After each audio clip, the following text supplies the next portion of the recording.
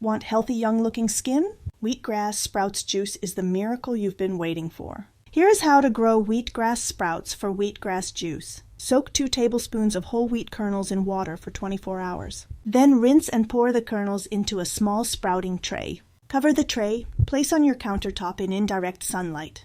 Rinse 2 to 3 times a day for the next 3 days. On the 3rd day, the wheatgrass sprouts begin to germinate. Uncover the tray and continue to rinse 2 to 3 times a day. Leave the tray on indirect sunlight. Let the sprouts grow to 3 inches tall. Cut the wheatgrass blades with scissors. Place the cut sprouts blades in a wheatgrass juicer to extract the juice. Or place the cut sprouts in a blender with 1/4 cup of water, pulse 3 times, and strain the juice with a cheesecloth.